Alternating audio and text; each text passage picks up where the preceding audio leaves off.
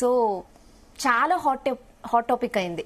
ఒక జడ్జి ఇంట్లో నోట్ల కట్టలు దొరకడం, ఒక ఫైర్ యాక్సిడెంట్ విషయంలో అసలు ఈ ఏ కోణంలో మీరు అనాలిసిస్ చేస్తారు ఈ టాపిక్ ని? అంటే 3 ఎస్టేట్స్ లో కూడా కరప్షన్ అన్నది జరుగుతుందని నిర్వివాద అంశం. పొలిటికల్ కరప్షన్ మనకు బయటపడుతుంది, ఎగ్జిక్యూటివ్ అంటే బ్యూరోక్రసీలో అధికార యంత్రాంగంలో కరప్షన్ బయటపడుతుంది, జ్యుడిషియరీలో కరప్షన్ లేదు అంటే ఉంది అనే మనకు తెలుస్తోంది. కానీ ఎందుకు అది బయటపడట్లేదంటే ఇప్పుడు కేవలం ఈ ఒక్క న్యాయమూర్తి విషయంలోనే కాదు, చాలా మంది న్యాయమూర్తుల మీద చాలా ఆరోపణలు ఉన్నాయి. కానీ ఏంటంటే అవి ఎందుకు అంటే వాటి పబ్లిక్ చేస్తే గనక కంటెంప్ట్ ఆఫ్ కోర్ట్ అవుతుంది.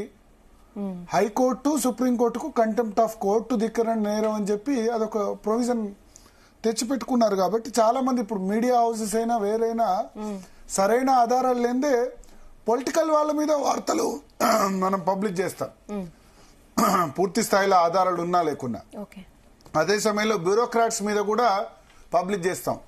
కానీ జడ్జెస్ విషయంలో, జ్యుడిషియరీ కరప్షన్ విషయంలో పబ్లిష్ చేయాలంటే 1కి 10 సార్లు ఆలోచించుకోవాలి.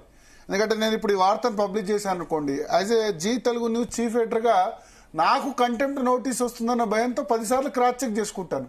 అదే నాకు పొలిటికల్ కరప్షన్ విషయంలో లేకపోతే ఎగ్జిక్యూటివ్ కరప్షన్ విషయంలో ఆ భయం లేదు.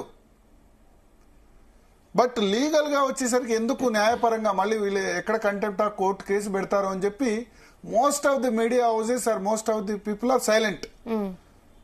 బట్ ర్యాంపాంట్ కరప్షన్ మిగతా వాటిలో ఎంత కరప్షన్ ఉందో, ఇక్కడ ఆ రిపోర్టింగ్ లో ఎంత రిపోర్ట్ అవుతుందో ఇక్కడ అసలు రిపోర్ట్ కావట్లేదు.